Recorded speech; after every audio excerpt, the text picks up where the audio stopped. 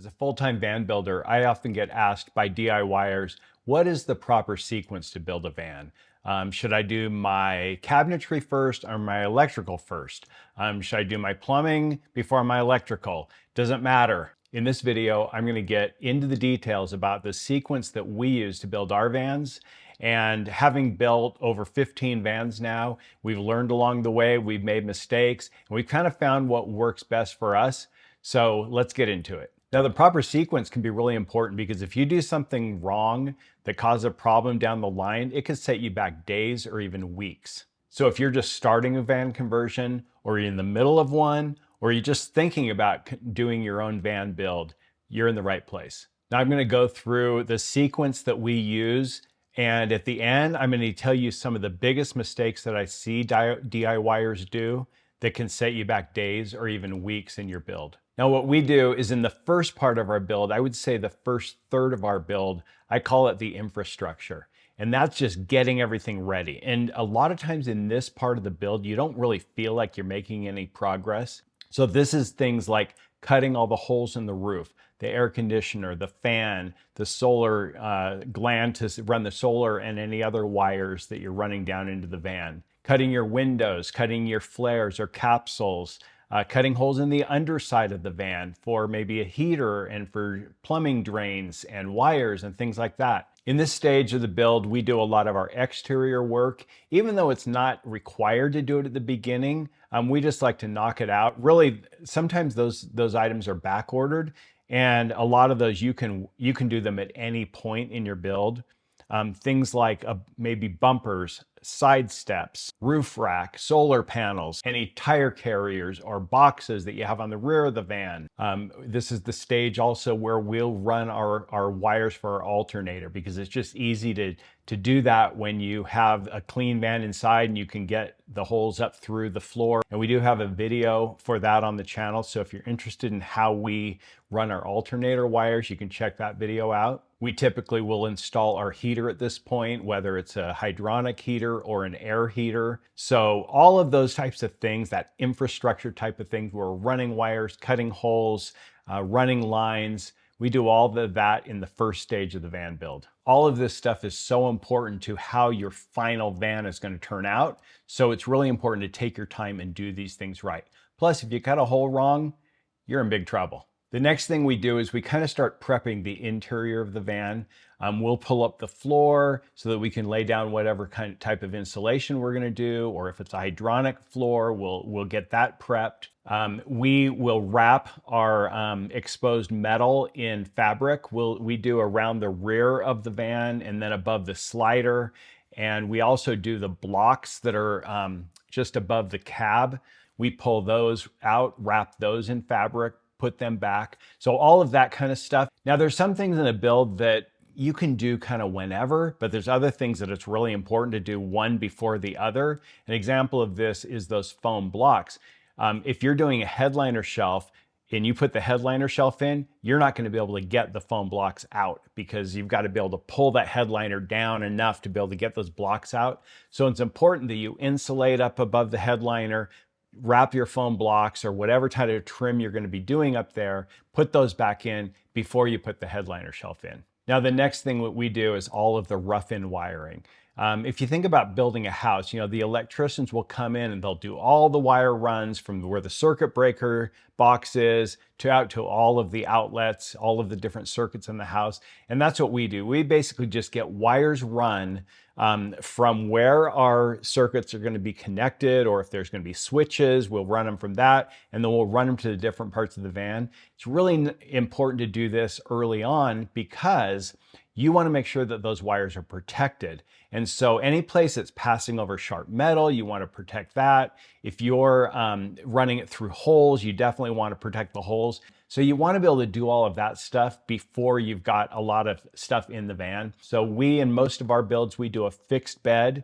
And so we make a wire trough that kind of sits across where the bed platform is, and we just run all of our wires through that. But I'm going to talk a little bit later about why we don't do that until towards the end of the build. But so what we do on those, in those cases, is we'll just measure out the wires, run them across, and then coil them up and leave them on the driver's side so that we don't have wires dangling across the van that we're constantly having to climb over. Hey, we wanted to jump in really quick and share something with you that Lisa and I are passionate about. We're both foodies and we love cooking and creating in the kitchen, whether we're at home or cooking in a tiny van kitchen. And one of our favorite hacks is using Thrive freeze-dried foods. Why freeze-dried? Because it's lightweight, requires no refrigerator, van life bonus, and lasts for up to 25 years.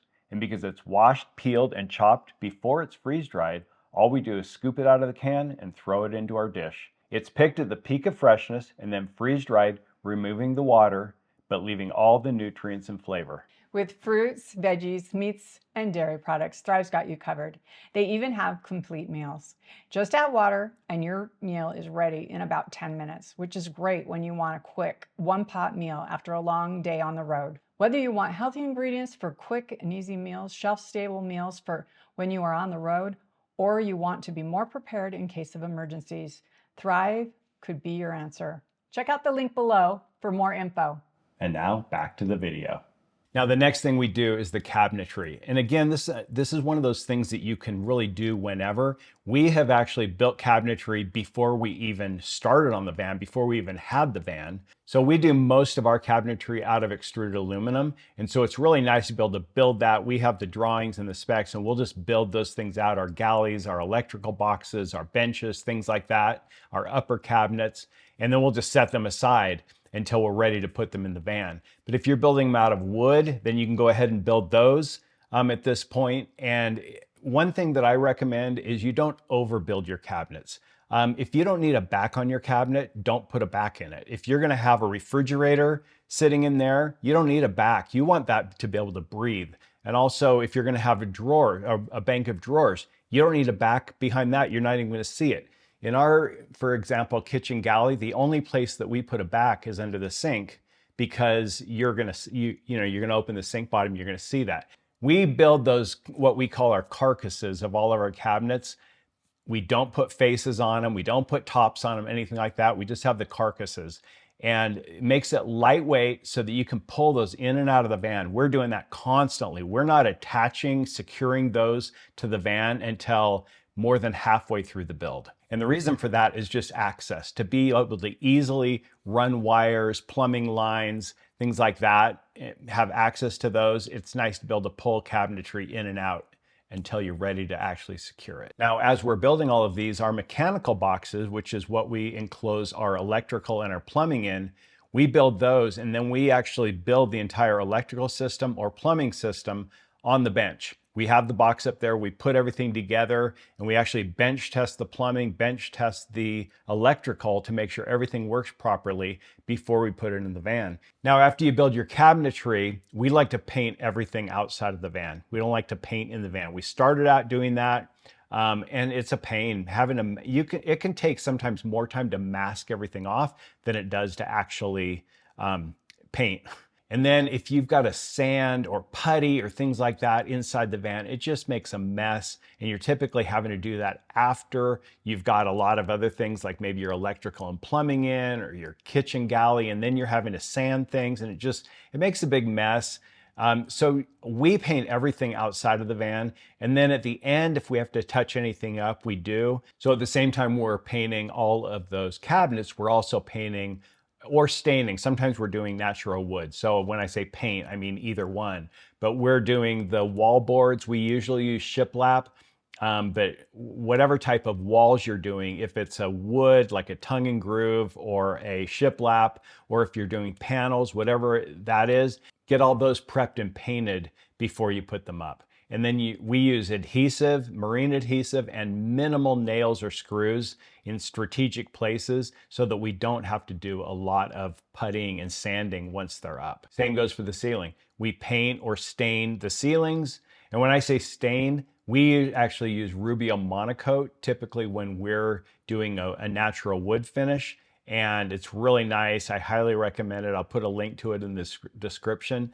but it's just a one coat process. You rub it on, wait 10 minutes, and then buff it out. It's beautiful, has a great finish, long lasting, durable, and water resistant. Now, at this point, and it may seem kind of late in the build, this is when we actually do furring strips for the ceiling and the walls. So furring strips are something that depends on the type of construction you're doing. But if you're attaching wood like shiplap or wall boards or a wood ceiling, you're going to want to have furring strips. You're not going to want to attach those directly to the metal because the furring strips actually help smooth out the curvatures of the van. And we do have a full video on how we do our furring strips. And so you can check that on our channel. But the reason that we wait until this point to do the furring strips is we want to have all of our cabinetry in place so that we know exactly where it is. And then we fur the walls and ceiling out around those cabinets. We don't put the furring up and then attach our cabinets to those. We attach our cabinets to the metal structure of the van and to the floor.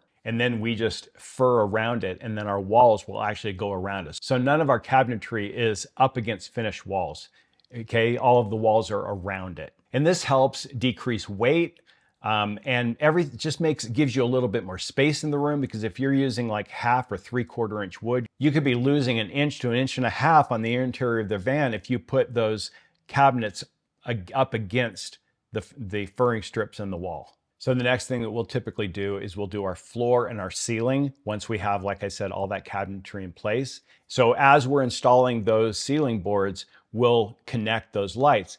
And as we're connecting things, we're testing everything along the way. Then we move on to the walls. And as we're doing the walls, same thing. We're connecting circuits as we go. Because, for example, on the driver's side above the sink is where we'll put like the switches for the pump, the water pump, for the gray tank dump, ball valve dump, and things like that. And so as we're putting the walls up, and we'll cut the holes out for the switches, and then we'll connect those and test those as we're going along. That way, if you run into an issue, you can find it before you got your whole walls up. So the next thing that we do is we make all of our electrical connections for the 12 volt to the fuses, and for the 120 volt to the circuit breaker panel. So we have all the cabinetry in at this point, but we don't have all of the faces on these. And if there's lids and things like that on the cabinets, we don't have any of those on yet. We leave those off until the very end.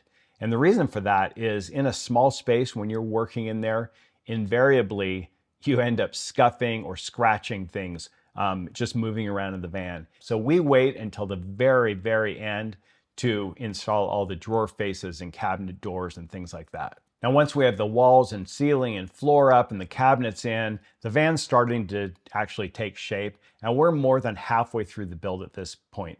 Literally, for the first half of the build, it doesn't look like much is happening.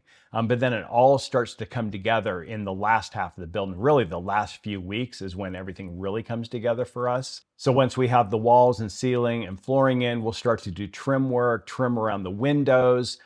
We use van speed capsules in the bunk area, and we'll trim those out with the fabric and with trim around the outside of it. And so trim around the the front of the ceiling and the rear of the ceiling and around any cabinetry where you need it. Try your best to make really clean, tight cuts so you don't have to do much trim. But there's going to be places, we always do it across the front and back of the ceiling, and above the slider, a couple places like that where you're probably going to need to do trim. So we do that at this point. We'll also trim out the floors, the back floor, across the front, going into the cab, and then across the slider. So we'll use aluminum trim on all of those floor edges. Now, once we have all of this done, finally, we move on to the bed. We do not do the bed until the very end. And again, I mentioned that we typically do fixed beds with a garage underneath.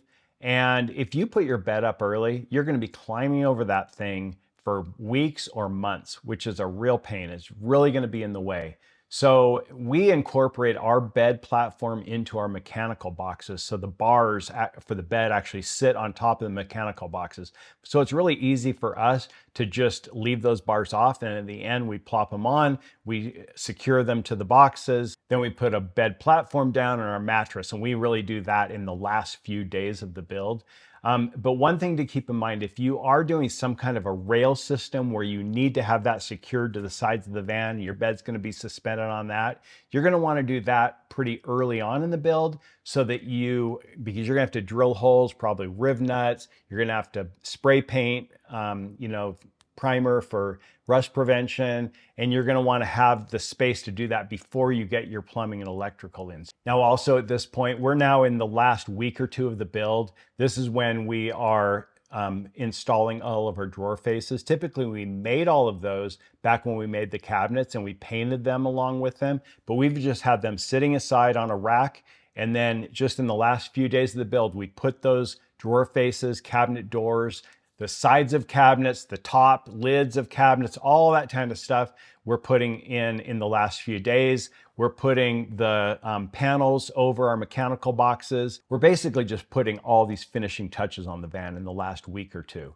So we call it the storm before the calm, because the van is in the last month is a total mess. Looks like it's never going to be finished. And in the last couple of weeks, it all comes together. We put on, in the last few days, all the cabinet hardware, all the latches for the drawers and cabinet doors. We'll mount the Lagoon table. We'll program all of the electrical components. And then one thing we always do at the end before we road test the van is we go over the entire roof and the entire undercarriage, make sure that all of the wires are secure, that they're not close to anything that is hot, exhaust systems, things like that.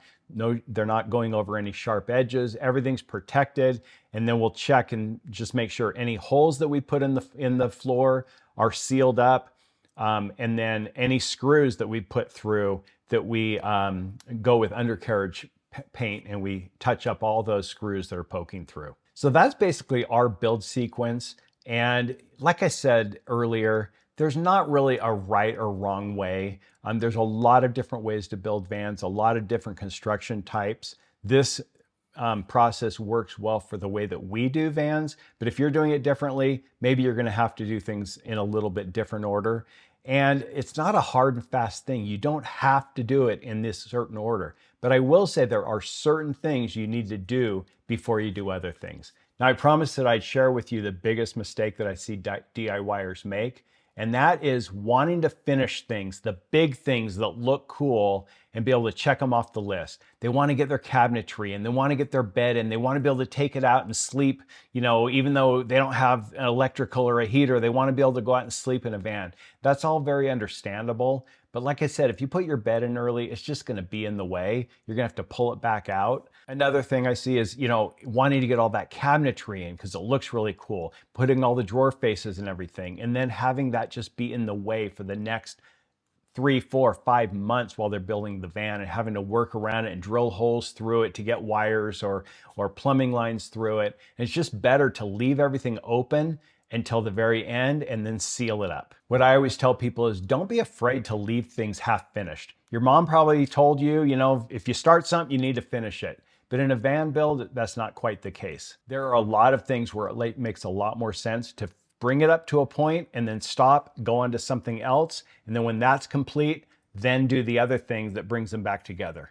Let me give you an example. So I see people build those mechanical boxes for the electrical and the plumbing and want to finish them and get the sides on them with coin mat or hex ply board or painted, whatever it is, get all the hinges on, get all the drawers on, all the struts. And then you have to get in there and you've got an issue with your inverter and you've got to get in and take one of those big 4-aught wires and disconnect it and reconnect it. And it's just so hard to do it when you've got things blocked. So I really recommend leave those panels off until you've tested everything, you're sure that everything's working right, and then you can put those up. Now, we've talked about a lot of different aspects of building a van here. We've got playlists that cover all kinds of aspects of building a van. Probably the most intimidating parts for most people are the electrical and the plumbing. We've got videos on those, and you can check those out by tapping or clicking on the screen. And we've got a ton of other videos about van conversions, van life, product reviews, so you can check those out. So please consider subscribing to our channel if you want to see more videos like this. And go ahead and hit that like button, and I'll see you in the next video.